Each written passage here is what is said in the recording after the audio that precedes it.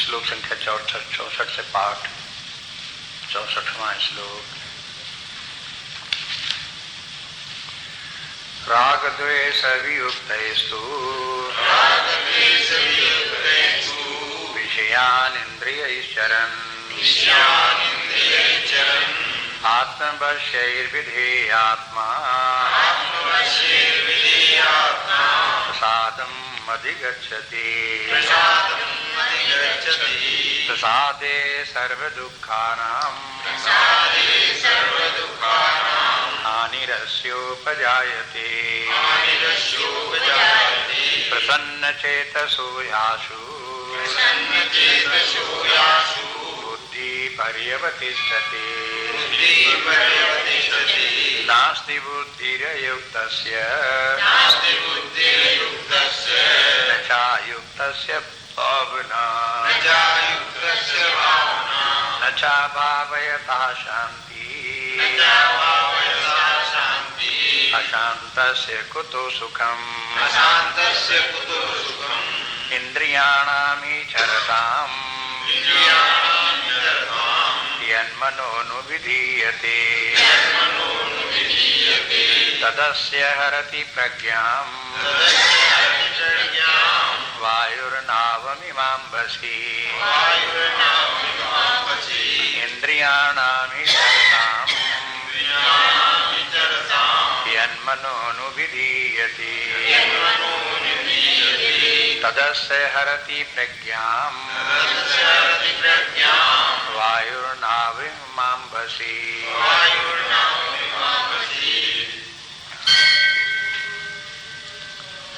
अभी स्मरण करें कि यह स्थित प्रज्ञ का प्रसंग चल रहा है।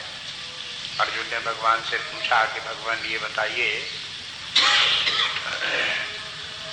स्थित प्रज्ञ से का भाषा समाधिस्थस्य केशव स्थित भी किम प्रभासित किमासीत प्रजेत किम। इतनी बातें पूछी। एक श्लोक में कई बातें पूछती।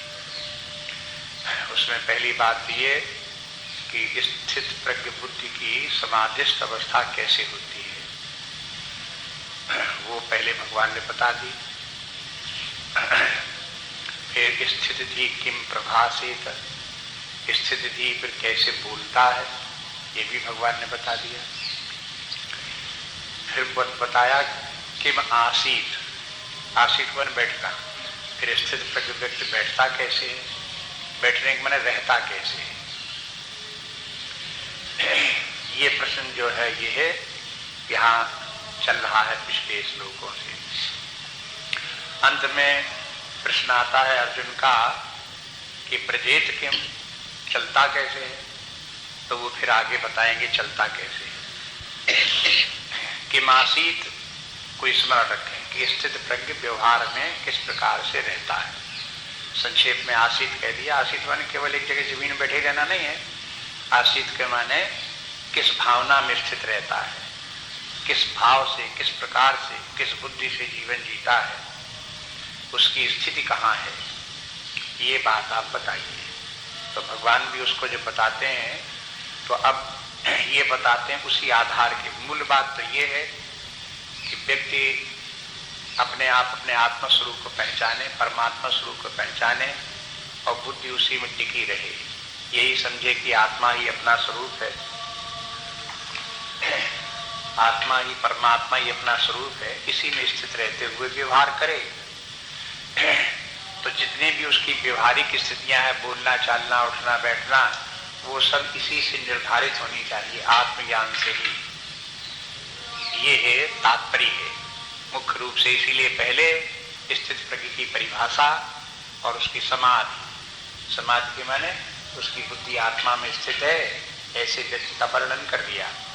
फिर बताया कि वो व्यक्ति फिर अब उसकी जो है वो मन बुद्धि इंद्रियां शरीर इत्यादि जगत में व्यवहार कैसे करते हैं। तो बोलना तो ये जब व्यक्ति एक व्यक्ति से दूसरे व्यक्ति से बोलता है तब व्यवहार आ गया। कि मासीत के माने बैठता कैसे है, रहता कैसे है, तो वो भी व्यवहार आ गया। फिर उसका ये चलता कैसे है, वो भी व्यवहार आ गया।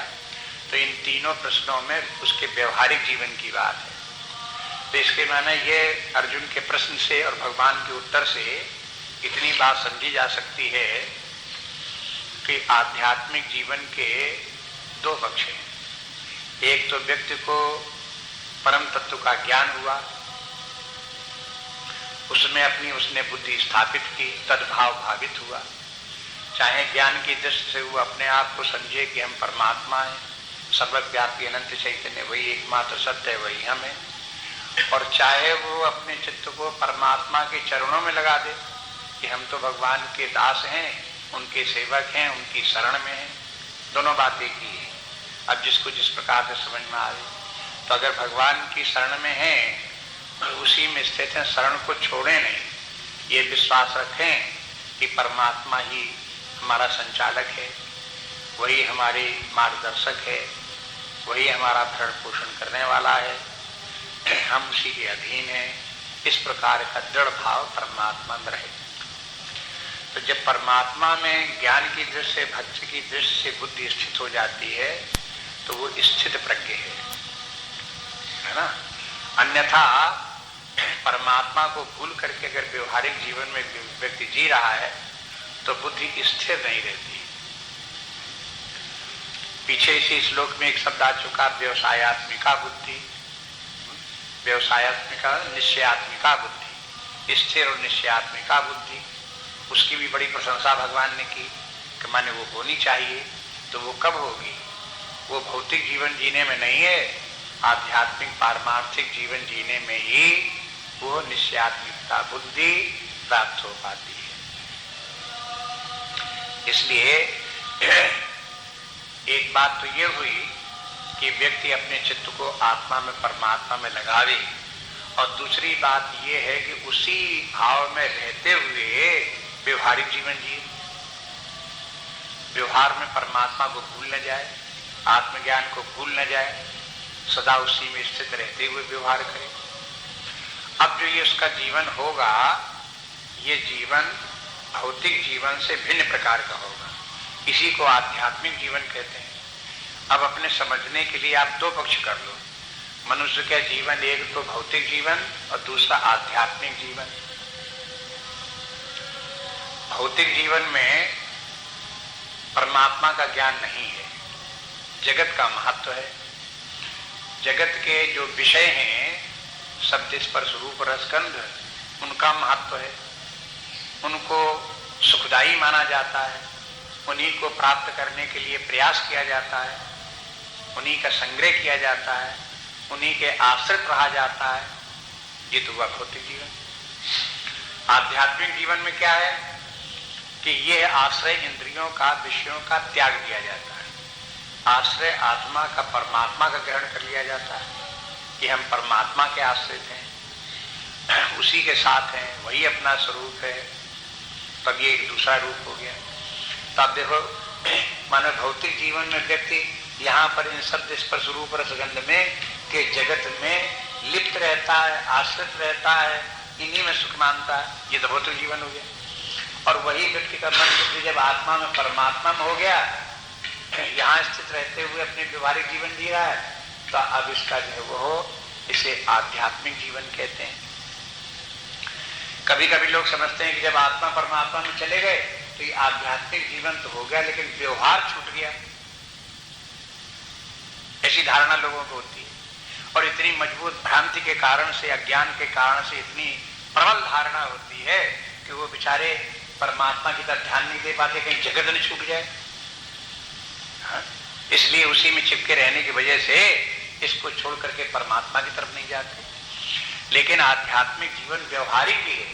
आध्यात्मिक जीवन माने आत्मज्ञान, परमात्मा ज्ञान रखते हुए फिर अपनी मन बुद्धि इंद्रियों के द्वारा और शरीर के द्वारा इन्हीं विषयों की जगत में फिर भी व्यवहार किया जाता है। ऐसा नहीं कि आध्यात्मिक व्यक्ति व्यवहार नहीं करता या व्यवहारिक जीवन नहीं जानता, वो भी जानता है। तो फिर अब दोनों में अंतर क्या हुआ? अंतर ये हुआ कि संसारी व्यक्ति तो इस संसार के विषयों का जीवन जीते हुए, इन्हीं में लिप्त होते हुए नाना प्रकार की समस्याओं में फंस जाता है, जिसे कि संक्षेप में संसार कहते हैं। हर व्यक्ति अपना अपना संसार रच लेता है।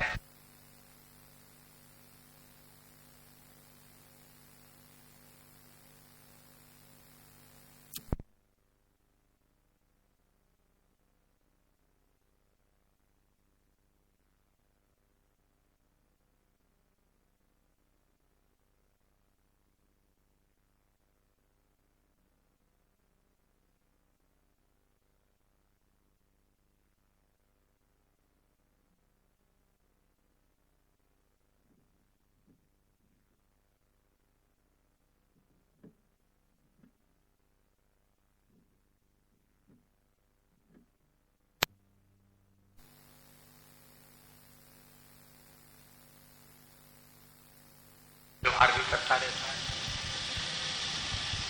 ये इसकी विशेषता है। इसलिए बोले कि स्थित व्यक्ति किमासीत कैसे रहता है, तो उसका तात्पर्य रहने का ये हुआ, पीछे से बताते आते हैं, वो रहता तो अपने आत्मा स्वरूप में है, लेकिन फिर उसकी बुद्धि प्रधान रहती है, मन उसके अधीन रहता है, इंद्रियां उसके भी अधीन रहती हैं, और उन इंद्रियों के द्वारा फिर शरीर के द्वारा बाह्य जगत में व्यवहार करता है। ये जीवन का सही रूप है। और गलत रूप क्या है, ये इस श्लोक से 2 श्लोकों में ये बताते हैं। गलत रूप जीवन का क्या है कि व्यक्ति की इंद्रियां तो सब विषयों की तरफ चली जाती हैं, और मन इंद्रियों के अधीन हो जाता है, बुद्धि मन के अधीन हो जाती है, और वो बुद्धि का ध्यान आत्मा परमात्मा की तरफ रहते ही नहीं। ये जीवन का गलत रूप हो गया। बस ये बात जो है कोई समझनी बहुत कठिन बात नहीं है। ऐसे करके इसमें चार्ट में समझ लो, फिर आप अपने अंदर अपने आप ही देख लो स्थिति क्या है, उसको समझ लो। अब जैसे एक कार्यालय है, उस कार्यालय का एक डायरेक्टर है या मैनेजर है, उसके अंडर में सुपरवाइजर है, सुपरवाइजर के अंडर में कर्मचारी हैं, चपरासी हैं, कई ग्रेड हैं। इस प्रकार से मान लो 4 ग्रेड हैं। उसमें तो वो कार्यालय या कारखाना सही कब काम करेगा, जब मैनेजर के अधीन उसके कहने से सुपरवाइजर चले, सुपरवाइजर के अधीन कर्मचारी चले, उनके कहने से चपरासी चले, तो कारखाना या व्यापार या धंधा या ऑफिस ठीक चलेगा। और इसका कदाचित उल्टा हो जाए, जैसा चपरासी कहे वैसा कर्मचारियों को करना पड़े, और जैसा कर्मचारी कहे वैसा सुपरवाइजर को करना पड़े, और जैसा सुपरवाइजर कहे वैसा मैनेजर को करना पड़े, तो क्या दशा होगी? हाँ, उलट गया मामला। फिर वहां प्रशासन तो रहा ही नहीं, वहां नियंत्रण तो फिर रहेगा नहीं। अब मैनेजर तो होगा एक, वो अपनी बुद्धि लगा करके सबको नियंत्रण करेगा, चपरासी होंगे तमाम, कर्मचारी होंगे तमाम, सब अपनी अपनी तरफ खींचेंगे, अपना अपना स्वार्थ सिद्ध करेंगे। परिणाम वो होगा कि वहां कार्य कुशलता समाप्त हो जाएगी, और वहां सब खींचातानी होगी, भ्रष्टाचार होगा, कोई उत्पादन नहीं होगा, कोई कार्य नहीं हो पाएगा, बिगड़ जाएगा मामला। बस ऐसे ही अपने अंदर भी एक कारखाना होता ही कि बहुत बार ये कारखाना और ये हमारा जो व्यवस्था अपने भीतर की वो बिगड़ी रहती है और उल्टी चलती रहती है। उल्टी चलती रहने के माने है जैसा हमारा इंटीग्रेटेड पर्सनैलिटी होनी चाहिए, जैसे हमारी पर्सनैलिटी, हमारा व्यक्तित्व नियंत्रित होकर के अनुशासित होना चाहिए, वैसा न होकर के बिना अनुशासन वाला अनियंत्रित स्वेच्छाचारी इस प्रकार का जीवन हो जाता है। हम समझते हैं कि इतनी बात समझना कोई कठिन बात नहीं है। हम जिन लोगों से बोल रहे हैं वो निरे छोटे अबोध बच्चे नहीं हैं। जो सुन रहे हैं वे कम से कम इतनी बात उनको समझ लेना, उनके चित्त में चढ़ जाना कोई मुश्किल बात नहीं। उदाहरण के द्वारा भी देख लो और अपने आप अपने व्यक्तित्व में भी देख लो। तो भगवान ये कहते हैं कि जैसा संसारी लोगों का जीवन भौतिक जीवन होता है, केवल भौतिक जीवन होता है उन लोगों का, और वे संसार में पड़े रहते हैं, वो उनका अधोगति है, दुर्गति है, उनकी गलत तरीका जीवन जीने का है। करेक्ट वे ऑफ लाइफ क्या है? हाँ? वो भगवान बताते हैं कि इसके माने अपने संपूर्ण व्यक्तित्व को जानो। जैसे तो अपने शरीर को जानते हो, ऐसे ही प्राण को भी जानो, मन को भी जानो, इंद्रियों को भी जानो, बुद्धि को भी जानो, अपनी वासनाओं को भी जानो, आत्मा को भी जानो, परमात्मा को भी जानो। जब इतना सब अपने आप को जानोगे और अपने संपूर्ण इन अंगों की व्यवस्था क्रम से रखोगे कि जो परमात्मा है वो सुप्रीम है, उसी का रूप आत्मा है, फिर उसी के अधीन बुद्धि है, उसी के अधीन मन है, उसी के अधीन इंद्रियां हैं, उन्हीं के अधीन फिर हमारा सारा व्यवहार है। तो आप अपने आप को समझते हो और सही ढंग से जीवन जीते हो, अन्यथा अपने आप को बिगाड़ करके रख लोगे। अपनी शक्तियों को, जीवन को, सबको नष्ट भ्रष्ट करके जीवन का कोई जो उद्देश्य है वो पूरा नहीं होगा। जीवन में जैसे विकास करते हुए परम शांति, विश्राम, आनंद की अवस्था में पहुंच जाना चाहिए, फिर वो मिलेगा नहीं। इस दृष्टि से आप ध्यान में रखते हुए इस श्लोक को आप देखो तो क्या कहते हैं भगवान की, इंद्रियाणाम ही चरताम। ये संसारी व्यक्तियों की बात कहते हैं कि संसारी व्यक्ति क्या करते हैं, इंद्रियाणाम ही चरताम।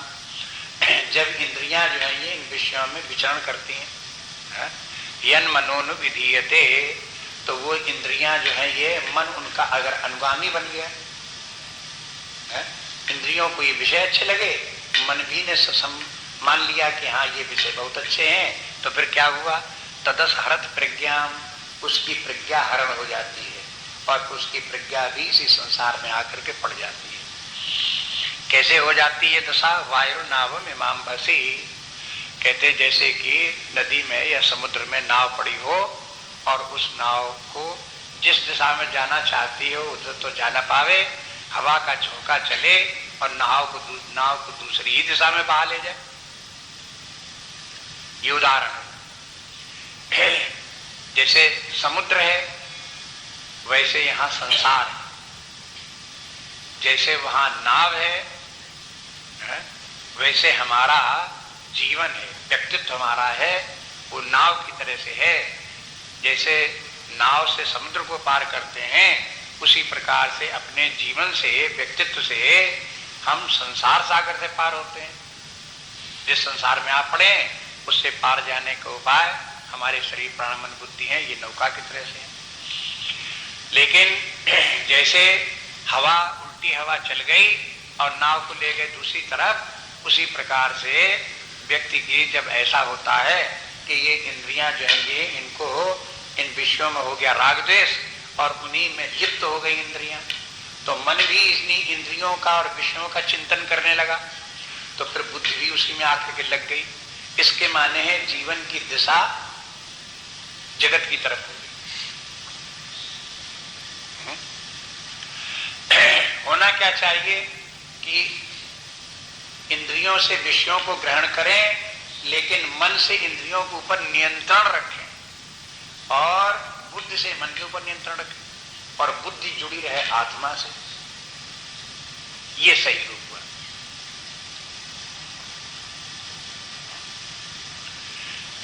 इसमें यह दिखा दिया इस श्लोक में कि जीवन का गलत तरीका क्या है। इसी से आप अपने उलट करके समझ लो कि सही तरीका क्या है। उसको अगले श्लोक में भी बताएंगे कि इसका सही तरीका क्या है। उसे व्यक्ति को क्या करना चाहिए, पिछले श्लोकों में भी बताते चले आ रहे हैं।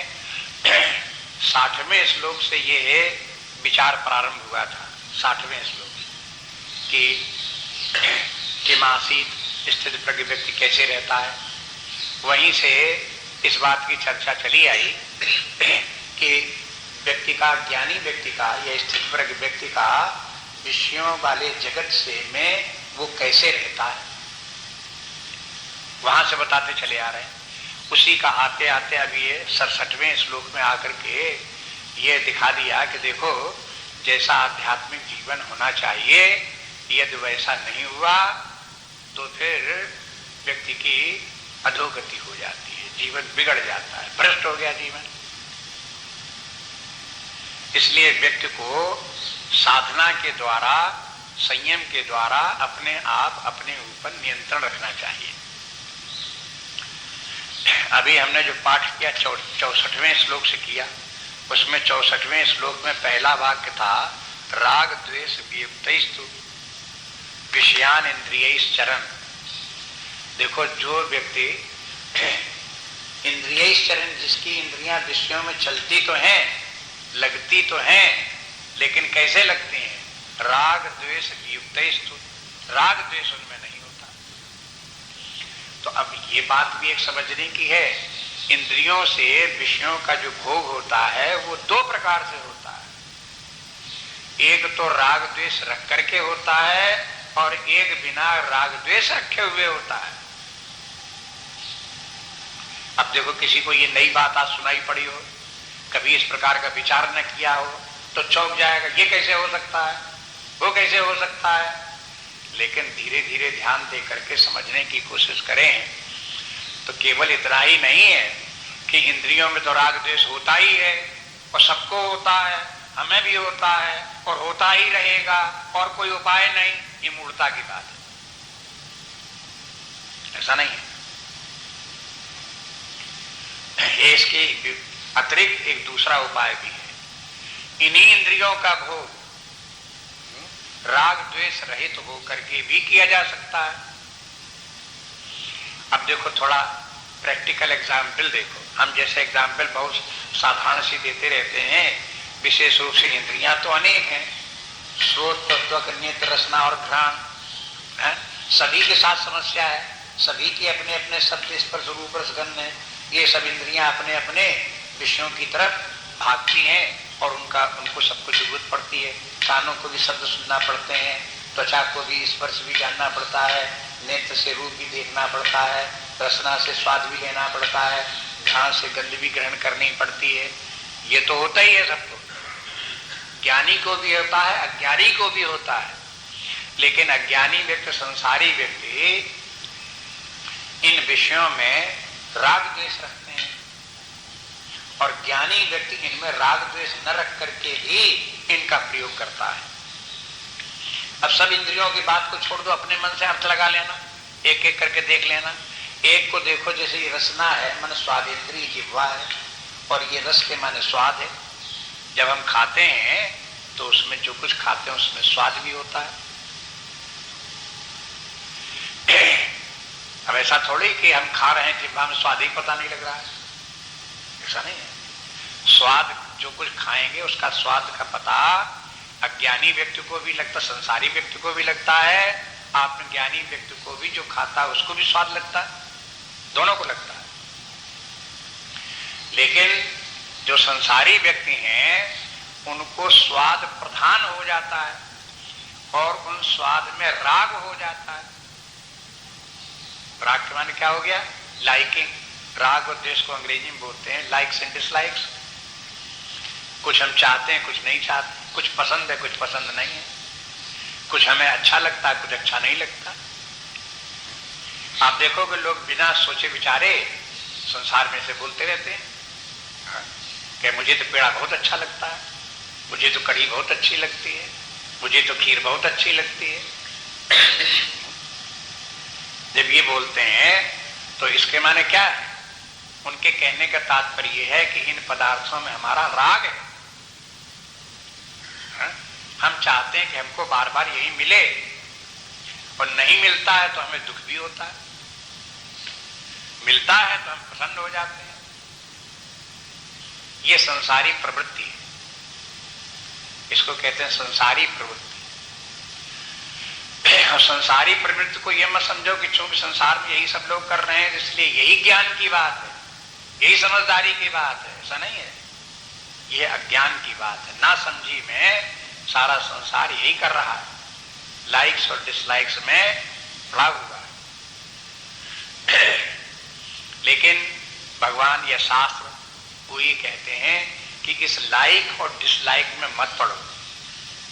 स्वाद को तो जानो कि ये स्वाद अच्छा है, स्वाद बुरा है, ये स्वाद खट्टा है, मीठा है, इस बात को तो सब समझो जिह्वा से, लेकिन उसकी लाइक्स डिसलाइक्स में मत पड़ो। अब ये कैसे हो? ये करने से होगा, बिना करने से अपने आप से कभी नहीं आया है। ये व्यक्ति अगर बचपन से आदत डाले तो बड़ा आसान हो जाए, लेकिन अगर यही अभ्यास 60-70 वर्ष के बाद करने लगे तो नाको चने चबाने पड़ेंगे। तो क्यों?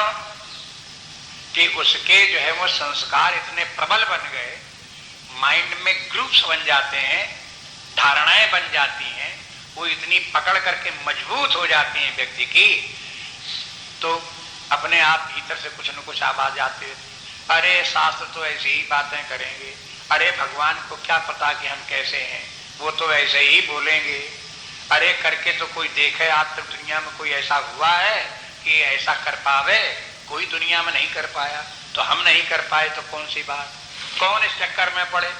ऐसे करके बहुत सी विचार उसके मन में प्रतिक्रियाएं होती रहती हैं। ऐसी क्यों प्रतिक्रियाएं हो रही हैं?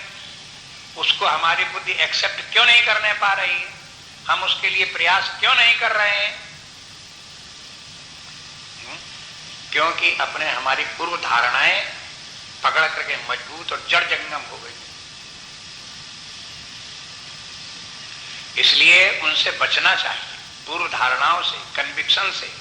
अपने जो संसारी धारणाएं बन गई हैं उनको यद्यपि इस अवस्था में मिटाना मुश्किल है, लेकिन फिर भी कोशिश करना चाहिए। इसीलिए शास्त्रों ने यह भी व्यवस्था रखी कि तृतीय अवस्था में व्यक्ति अपने संस्कारों पर वासनाओं को बदलने के लिए 24 आवर्स की साधना करे। पार्ट टाइम साधना से काम नहीं चलेगा, 24 घंटे प्रयास करे इसके लिए। उठते बैठते जागते चलते फिरते खाते पीते बोलते चालते सदा इसी साधना में लगा, तब उसका कुछ परिवर्तन होगा। बाल काल में, युवा काल में तो ये कार्य अगर ध्यान चढ़ जाए तो थोड़े प्रयास से भी हो सकता है, लेकिन जब संस्कार बड़े मजबूत दृढ़ हो गए तो उनको छूटना उनका बड़ा मुश्किल है। कभी कभी तो व्यक्ति इस प्रकार की जो अज्ञान की बातें हैं इतने विश्वास के साथ बोलता रहता है कि उसे यह भी पता नहीं कि दूसरे सुनते होंगे तो हंसते होंगे हमारी बातों पर। अगर जैसे कोई खाने खीर बने और खाने के लिए उसको एक कटोरी मिल गई तो उसने सब खाना खाया तो वो भी खा ली, तो एक बात है। और दूसरी बात ये कि इस ताक में रहा कि एक कटोरी खीर और मिले। अब उस ताक में रहने पर उसने कहीं मांगा या कहीं कोई देने आया तो झट से कटोरी बढ़ा दी, या उसको नहीं दी बगल वाले को दे करके चलने लगा, हमको भी थोड़ी। तो इसके माने ये है कि अब उसे ये पता नहीं कि हम क्या कर रहे हैं। देखने वाले सुनने वाले देख रहे हैं तो इसका अर्थ क्या समझेंगे कि हमारे जीव जो है वो संयम में नहीं है और हम जो है वो इस प्रकार से मांगने के लिए प्रवृत्त हो रहे हैं। यद्यपि ये अज्ञान की बात, लज्जा की बात है, लेकिन उसे लज्जा भी नहीं लगेगी।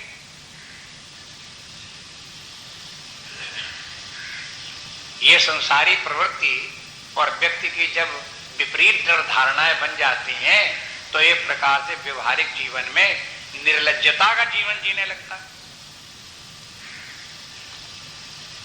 उसे होश भी नहीं रहता कि दूसरे लोग क्या देख रहे हैं, क्या कर रहे हैं।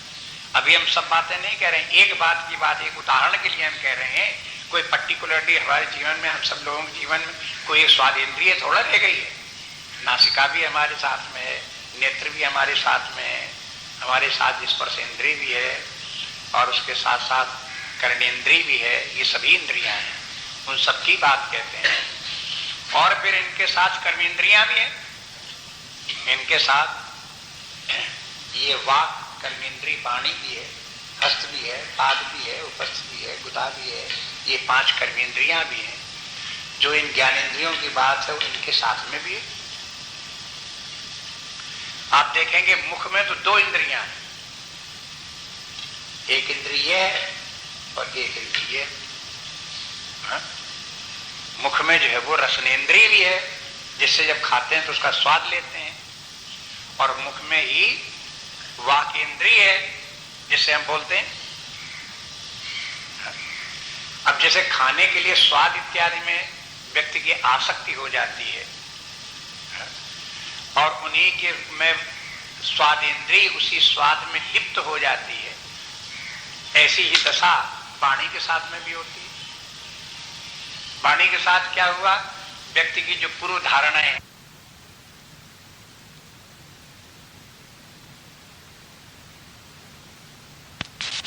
के बोलते हैं, वही बोलने का तरीका, हम तो वही बोलेंगे। ये कहां से आ गया?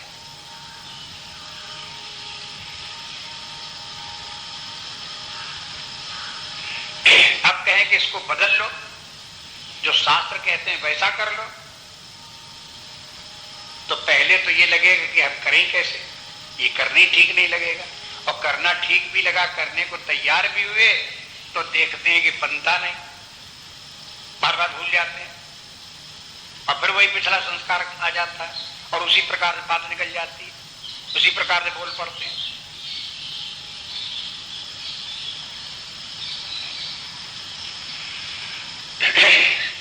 ये समस्या इस प्रकार की जो आती है जीवन में, उसे सुधारना ही पड़ेगा।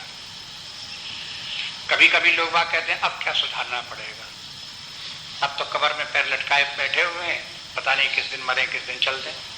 अरे अगर ऐसा भी हो तब भी सुधारना पड़ेगा।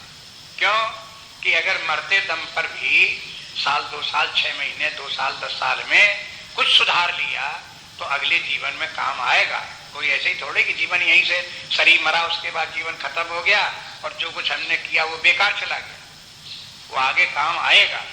इसलिए अध्यात्म विद्या ये कहती है कि अपनी साधना आजीवन करते रहो। आजीवन के माने क्या, बुढ़ापे तक थोड़े ही, मरते तक, प्राण निकलते तक साधना करते ही रहो। बराबर आगे रखो कि मरने के बाद में भी जीवन है, जीवन तो कंटिन्यू चलता है, शरीर रहता रहे न रहे। इसी अध्याय की बात को याद रखो बराबर। गीता में भगवान जैसे पहले कह चुके, दूसरे अध्याय में वासांस जीर्णा निव्याय, जिस प्रकार से कोई व्यक्ति पुराने वस्त्र को छोड़ करके नया वस्त्र धारण करता है, इसी प्रकार से एक शरीर छूट भी दिया तो क्या उसके बाद शरीर छूटने के साथ क्या हमारा अंत हो गया? जैसे कोई कपड़ा उतार दे तो कपड़ा उतार देने वाले व्यक्ति का अंत थोड़ा हो जाता है, कपड़ा दूसरा पहन लिया। ऐसे अगर एक शरीर छोड़ दिया तो कोई अंत थोड़ा हो गया, दूसरा शरीर फिर मिलेगा। लेकिन अपना जो हमने स्वभाव इस जीवन में बना लिया, जो साधना कर ली, जो परिवर्तन आ गया, वो तो बना ही रहेगा। शरीर चाहे एक रहे, चाहे दूसरा रहे, चाहे तीसरा रहे। इसलिए अपने स्वभाव को बदलने के लिए व्यक्ति को बराबर तैयार रहना चाहिए।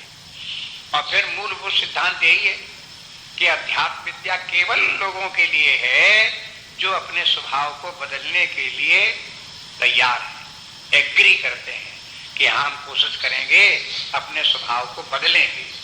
कुछ लोग ऐसे भी हैं जिन्होंने ये पक्की धारणा बना ली, हम जैसे हैं तैसे ठीक और ऐसे ही रहेंगे, हमें बदलना ही नहीं है, और ना हम बदल सकते हैं। उनके लिए अध्यात्म विद्या ही नहीं।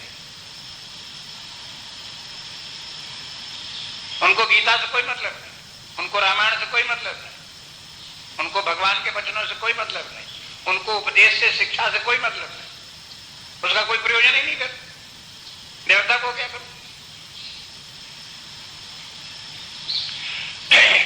इसलिए जो है यहां पर जो भगवान ने सावधान किया कि देखो ये जीवन का ये गलत तरीका है कि इंद्रियां विषयों की तरफ चल दें और विषयों में हो राग, और राग के कारण उन विषयों में इंद्रियां लिप्त हो जाएं तो मन भी उन्हीं इंद्रियों के साथ उन विषयों का आस्वादन लेने लगे और उन्हीं को अच्छा मानने लगे।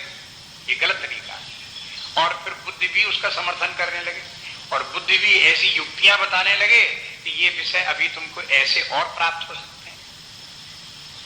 अभी जो उदाहरण आपको बता रहे थे, मान लो किसी को खीर अच्छी लगी, एक कटोरी खीर मिली, वो तो मिल गई और उसने खा ली, उसने खीर, लेकिन अब उसकी स्वाद इंद्रिय को लगा, स्वाद इंद्रिय को खीर तो बहुत अच्छी है, मीठी भी है, इसमें जो है वो काजू किशमिश भी पड़े हुए हैं, इसमें केसर भी पड़ी हुई है, ऐसी खीर तो बहुत ही बढ़िया होती है। अब ये बढ़िया होती कौन बोल रहा है? मन आ गया उसके साथ में, मन समर्थन करने लगा कि हाँ जो स्वादिष्ट वस्तु आपको लग रही है, ये मन उसको समर्थन करने लगा, हाँ ठीक है, इसका स्वाद लेना चाहिए, इसका आनंद लेना चाहिए। अब इसी के बाद बुद्धि ने क्या किया? बुद्धि ने कहा कि एक ही कटोरी तो मिली है, दूसरी कटोरी की युक्ति हम बताते हैं। ये कहो कि हमारे पास जो व्यक्ति बैठे हैं उनका नाम ले करके कहो कि भाई थोड़ी सी इनको खीर और दो। अब बुद्धि देखो चालाकी कर रही है, ये नहीं कहेगी कि मुझे खीर दो, बगल में बैठे हुए उससे कहें कि भाई इनको थोड़ी खीर और दो, और जब आकर के उनको देने लगे तो अपनी भी कटोरी धीरे से बना, अपने आप ही देगा। तो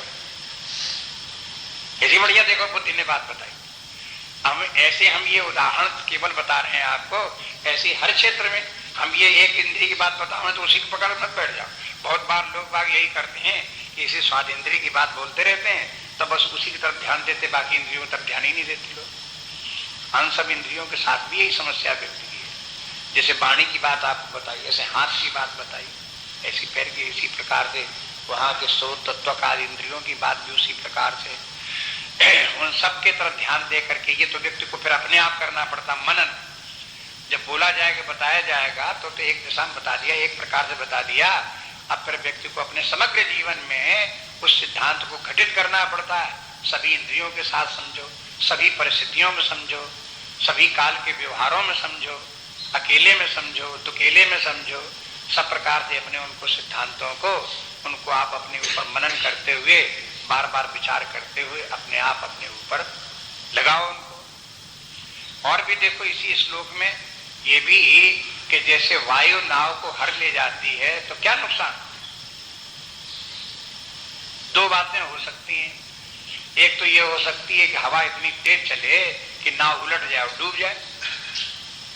दूसरा ये हो सकता है कि नाव डूबे नहीं, गलत दिशा में चल पड़े, बजाय हम किनारे लगने के समुद्र के हम भी समुद्र में जा पड़े।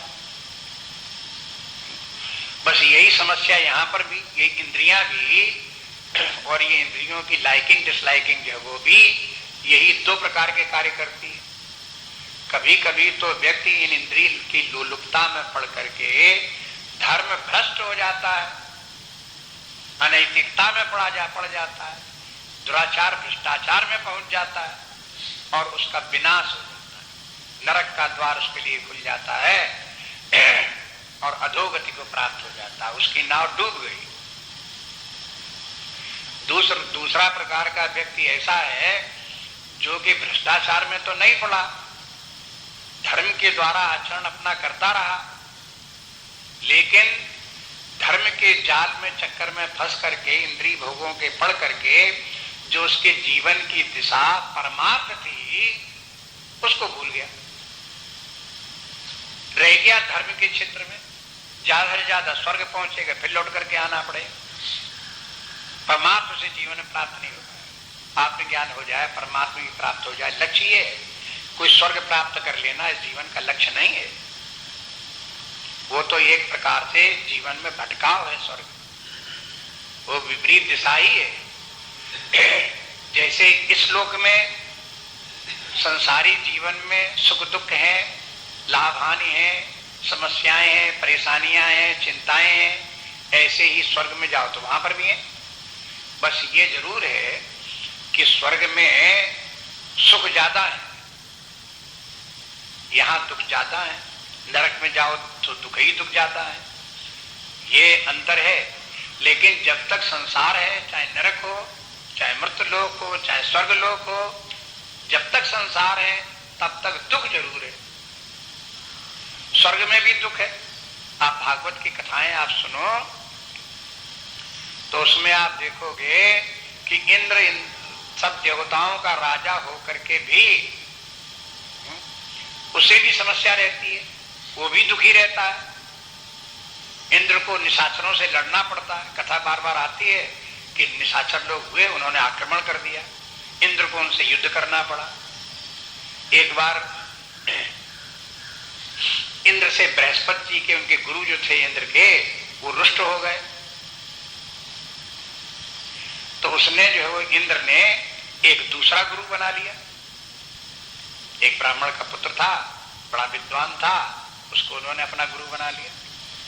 उससे यज्ञ इत्यादि करवाए उन्होंने। लेकिन एक दिन उनको पता लगा कि ये जो है ये जिससे हम यज्ञ करवा रहे हैं ये है निशाचरों का भी पक्षपाती है, छिपे छिपे निशाचरों को भी आहुति दे देता है चुपचाप। जहां इंद्र को ये पता लगा तो उन्होंने झट से इंद्र को गुस्सा आ गई और जाकर के उसको जिसको उन्होंने गुरु बनाया था उसकी गर्दन काट दी।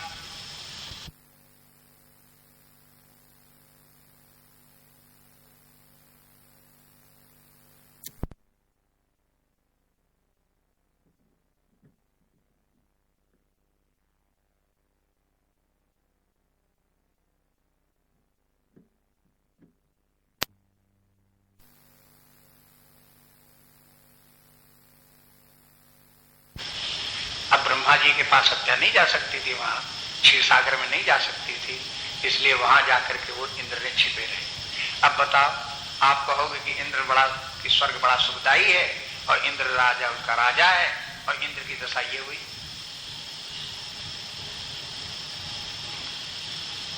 इसलिए स्वर्ग की कामना भी भ्रामक है, एक जिंदगी में भटकाव।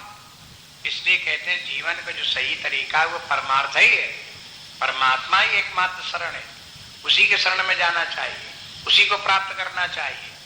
तो ये दोनों बातें जो है, चाहे स्वर्ग की दिशा हो चाहे नरक की दिशा हो, जब तक व्यक्ति इनमें सब में भटकता रहता है तब तक समझो उसकी नाव सही दिशा में नहीं है, चाहे तो समझो भटक गई चाहे समझो डूब गई। इसलिए अपनी नाव को, जीवन की नौका को बचाने के लिए बराबर सावधान रहो और इंद्रियों में राग द्वेष मत, विषयों में राग द्वेष मत रखो। मुख्य बात ये, इसको पहचानो कि विषयों में राग द्वेष क्या है, उससे बचना कैसे है। ये ठीक है, खाना खाते हो खाओ, पेट भर करके खाओ, पेट के लिए जो जरूरत पड़ती है खाने के लिए, शरीर में ताकत चाहिए, काम उसी से होगा, जीवन उसी से चलेगा, इसलिए खाओ, पेट के लिए खाओ, स्वास्थ्य के लिए खाओ। लेकिन जिह्वा के स्वाद के लिए मत खाओ। जिह्वा के स्वाद के लिए खाने लगे तो बस राग द्वेष हो गया। इसी प्रकार से अन्य इंद्रियों का भी हुआ, आंखों से देखो भी लेकिन राग द्वेष मत रखो। स्पर्श इंद्री से स्पर्श भी करो लेकिन राग द्वेष मत रखो। कानों से सुनो भी लेकिन राग द्वेष मत रखो। तब जगह यही बात। इसलिए जिनको भी राग द्वेष पहचान में नहीं आता है वे लोग इस बात को नहीं समझ पाएंगे भगवान क्या कह रहे हैं। खूब अच्छी तरह से विचार करते करते राग द्वेष को पहचाने और पहचान करके उसी को अपना शत्रु समझे। आगे के अध्याय में एक बार फिर आएगा ये बात, उसमें भगवान कहते हैं कि देखो इंद्रिय से इंद्रियस्यार्थे राग द्वेषो व्यवस्थित। देखो जो यहीं पर जो अगले श्लोक में जो आता है उसी प्रकार से वहां पर कहते हैं इंद्रिय से इंद्रियस्यार्थे, इंद्रियों के अर्थ में, ये इंद्रियों के अर्थ हैं, विषय हैं। इंद्रिय से इंद्रियस्यार्थे राग द्वेषो व्यवस्थितो, इनमें राग द्वेष हुआ करता है। अज्ञानी संसारी व्यक्तियों का इन विषयों में राग द्वेष होता है। तयोर बस मां कच्छे, भगवान अर्जुन से कहते हैं कि देखो इन राग द्वेष के बस में मत रहो। तौ यस्य परिपंथिनौ, ये राग द्वेष दोनों ही परिपंथी हैं। परिपंथी के माने क्या हुआ? रास्ते के लुटेरे। जैसे परिपंथ, रास्ते में अगर कोई जा रहा है और किसी व्यक्ति ने उसको सामान उसका सबका छीन लिया तो जो कुछ लेकर के जिस आधार पर जिस शक्ति से आगे बढ़ रहा था उसकी खत्म हुई, रास्ता चलना आगे बढ़ना मुश्किल हो जाएगा। इसी तरह से अध्यात्म मार्ग पर चलने वाले व्यक्तियों को सबसे पहले लुटेरे यही मिलते हैं, राग द्वेष। ये लुटेरे विषय नहीं है, राग द्वेष है। देखो अपनी स्थूल बुद्धि के कारण से राग द्वेष तो व्यक्ति पहचानता नहीं, विषय समझ में आते हैं, ये शब्द स्पर्श रूप रस गंध भाव है, इसलिए वो विषयों को ही त्यागने की कोशिश करता है। लेकिन शास्त्र कहते हैं विषयों का त्याग नहीं, विषयों में जो राग द्वेष है उसका त्याग करो।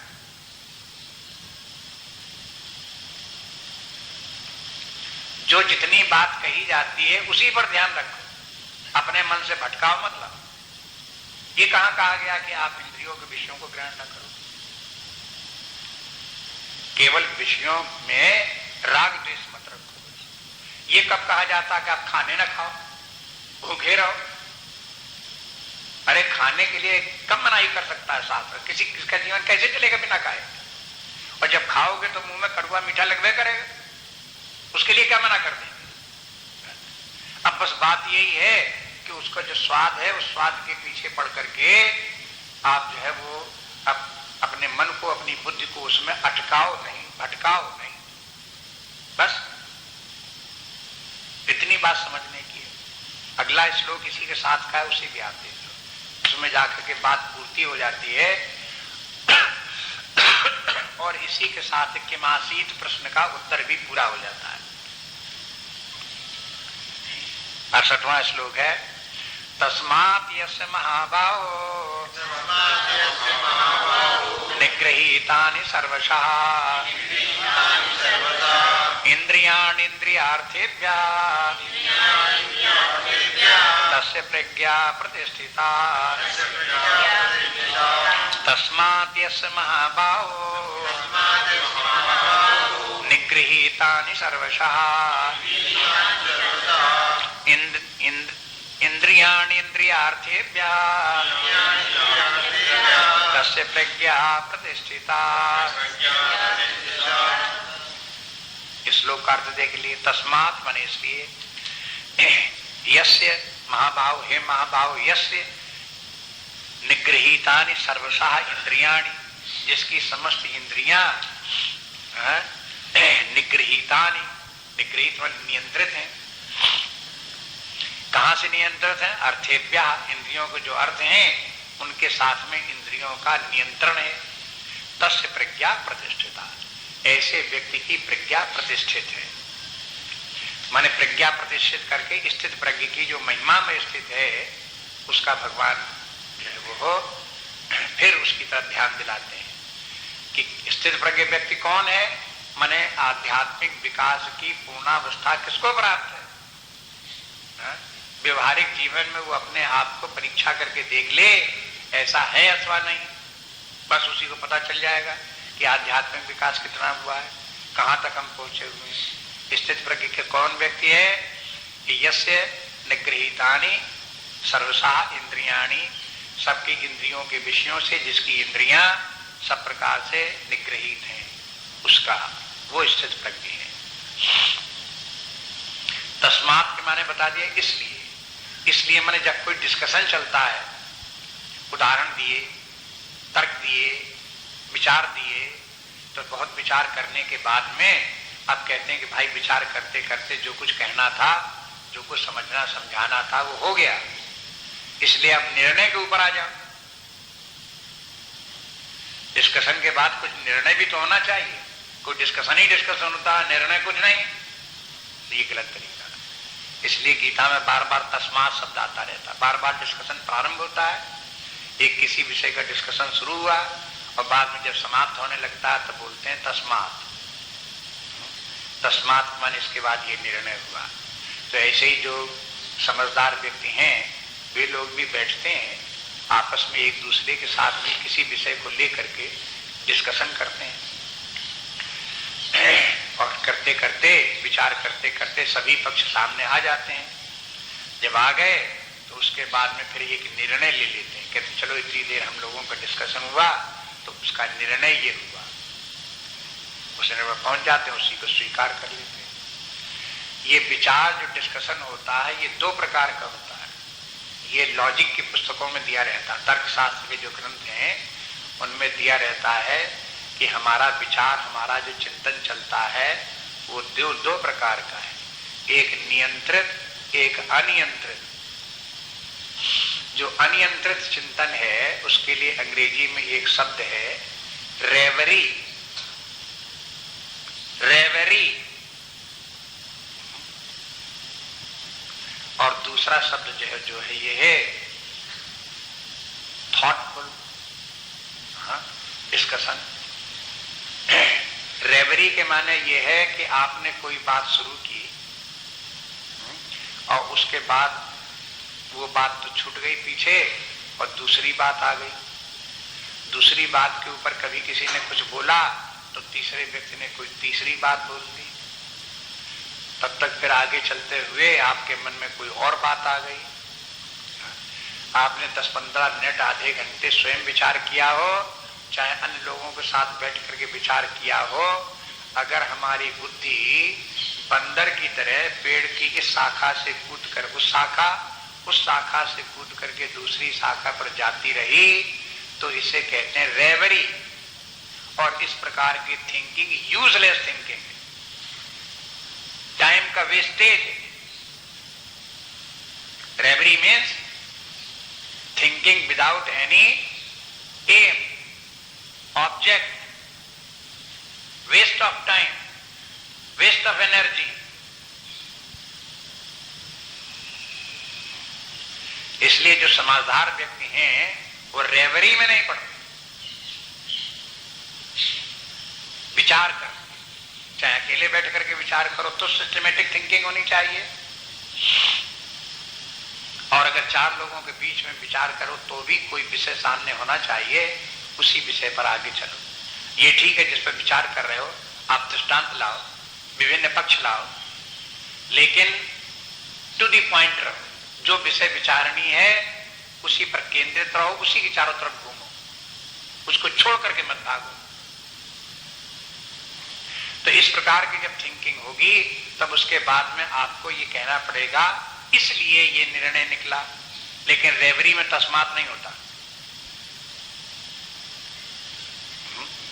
अनकंट्रोल्ड जहां थिंकिंग है उसमें कोई व्यक्ति ये थोड़ी कहे तस्मात, इसलिए हम इस निर्णय पर पहुंचे, वहां तस्मात नहीं होता।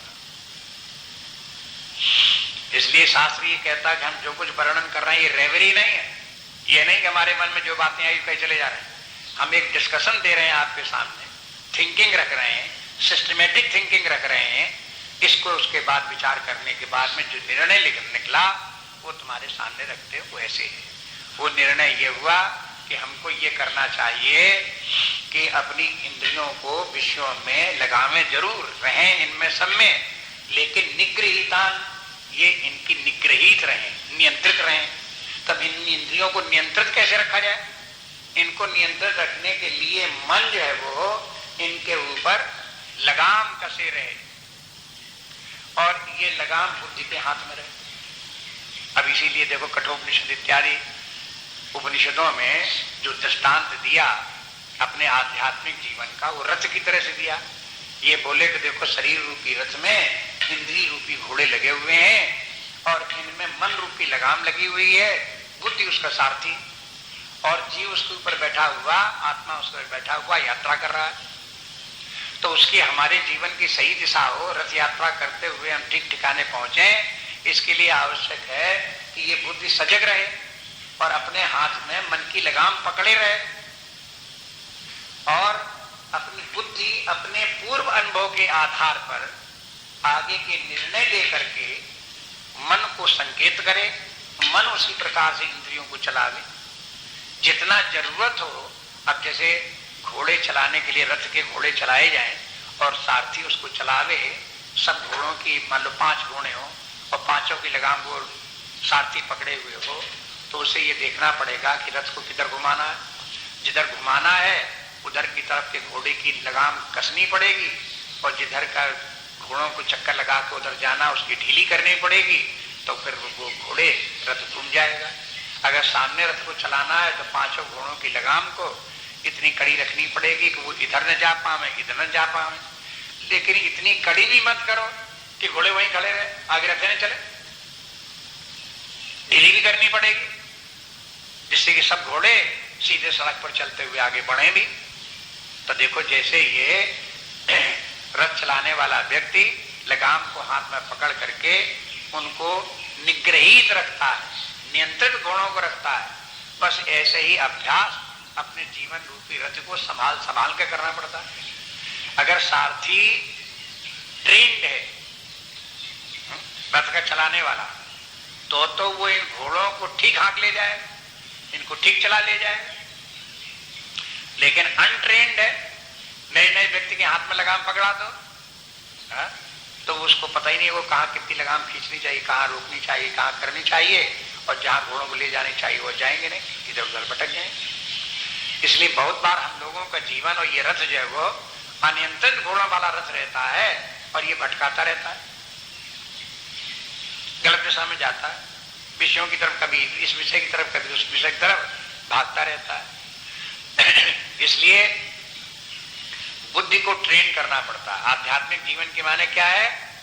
अपनी बुद्धि को ट्रेनिंग दो, बार बार अपनी बुद्धि में समझो कि हमें सदा सावधान रहना है। बुद्धि की ट्रेनिंग यही है कि बुद्धि हमेशा अलर्ट रहे, विजिलेंट रहे, और जो पूर्व अनुभव है या पूर्व उसका ज्ञान है उसका वो बुद्धि प्रयोग करती रहे, और बुद्धि मन के सामने सरेंडर न करे। जहां बुद्धि ने मन के सामने सरेंडर कर दिया, जो मन कहने लगा वही बुद्धि करने लगी, तो जीवन बिगड़ गया, गए गड्ढे में। यही पिछले श्लोक में बताया। जरूरत यह है कि बुद्धि को सावधान रखो। जो शिक्षा शास्त्रों में पढ़ी वो बुद्धि के द्वारा बराबर याद रखो, और याद रख करके बुद्धि को बराबर सचेत रखो। भले ही मन और इंद्रियां कुछ विपरीत चाहें तो भी अपनी बुद्धि से अपने मन के ऊपर, अपने इंद्रियों के ऊपर बराबर नियंत्रण रखो। फिर देखो ध्यान में, बहुत बार लोग बाग बिना विचारे ऐसा निश्चय कर लेते हैं कि बुद्धि को सावधान रखो और मन को कहीं जाने ही न दो, इंद्रियों को विषयों की तरफ जाने ही न दो, इंद्रियों से शब्द स्पर्श रूप रस गंध ग्रहण ही न करो। अरे भाई, शब्द स्पर्श रूप रस ग्रहण न करने के लिए बात होती तो इंद्रियों को बनाया ही क्यों जाता? आंखें अगर हमें देखना ही कुछ नहीं है तो आंखें बनाई किस लिए गई? अगर कानों से सुनना नहीं था तो कान आखिर बनाए किस लिए गए? कान इसलिए है कानों से सुनो, आंख इसलिए है वो आंखों से देखो, जिह्वा इसलिए जिससे कि स्वाद ग्रहण करो। लेकिन इनके किसी में बस मत हो जाओ, इनमें किसी में राग द्वेष मत करो। बुद्धि न सो जाए, बुद्धि बराबर सावधान करती रहे, बस ये मुख्य बात है। इसलिए ये कहते हैं कि हे महाबाहो, कि जिस व्यक्ति ने इस प्रकार से अपनी इंद्रियों का विषयों से निग्रहित कर लिया, निग्रहित कर लेने के माने, फिर देखिए निग्रह करने के माने है नियंत्रण करना, और नियंत्रण के माने रोक देना नहीं है, रोकना नहीं। नियंत्रण करने के माने है इंद्रियां विषयों का भोग एक सीमा तक जितना बुद्ध सही बतावे, पूर्व अनुभव आधार पर उतना ही करे, उससे ज्यादा न करे। जैसे मान लो खाने के लिए बैठे तो जो खाने को लिए मिला तो जीभ से स्वाद के द्वारा जान लो कि बहुत कड़ू है, इतना कड़ू है कि पेट में जाएगा तो ये नुकसान करेगा, तो उतना कड़ू मत खाओ। जीभ ने बता दिया, जीभ इसीलिए थी।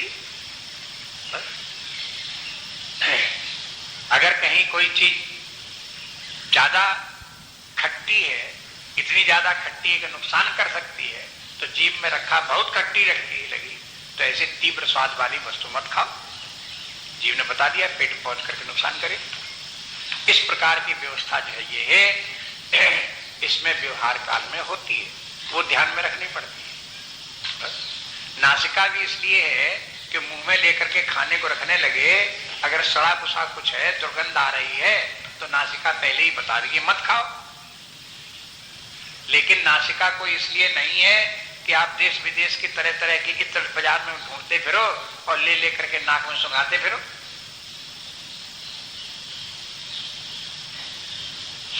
इसलिए इंद्रियों का सही उपयोग क्या है, इनको पहचान करके उतना ही करना चाहिए, कंट्रोल्ड वे में। बस इसने कहते हैं ये जिसने कर लिया तस्य प्रज्ञा प्रतिष्ठिता, उसकी प्रज्ञा प्रतिष्ठिता। प्रतिष्ठिता के माने स्थिर है, स्थिर के स्थान पर यहाँ प्रतिष्ठिता शब्द बोल दिया है। वो वही व्यक्ति स्थित प्रज्ञ है।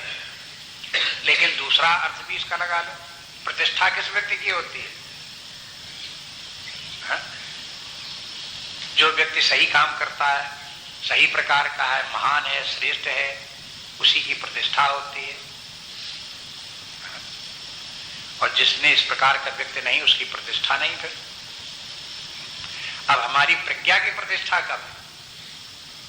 माने प्रतिष्ठा माने उसका सम्मान कब होगा, उसकी प्रशंसा कब की जाएगी, उसको माला फूल कब पहनाए जाएंगे? जब प्रज्ञा इस प्रकार की होगी कि सदा सावधान रहे, मन के अधीन न हो, इंद्रियों के अधीन न हो, जीवन को सही दिशा में चलाती रहे, तब हो। इसलिए प्रतिष्ठा के अर्थ में भी देख लो, आदर सम्मान की दृष्टि में देख लो। ये बात भी फिर याद रखो, पहले बता चुके हैं, एक बुद्धि होती है, एक प्रज्ञा होती है। यहां बुद्धि के स्थान पर प्रज्ञा शब्द प्रयोग किया जा रहा है। बुद्धि उस समय बुद्धि है जिस समय कि वो बुद्धि समझती है कि संसार के विषय सुखदायी है और इंद्रियों के लिए उन विषयों को प्राप्त करने के लिए वो योजना बनाती रहती है, मार्गदर्शन करती रहती है।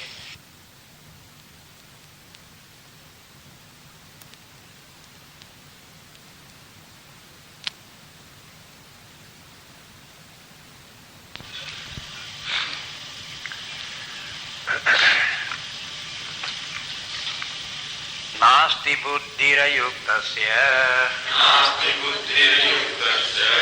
न चायुक्तस्य भावना न चा भावयता शान्तिः अशान्तस्य कुता सुखम् इंद्रियाणां चरताम्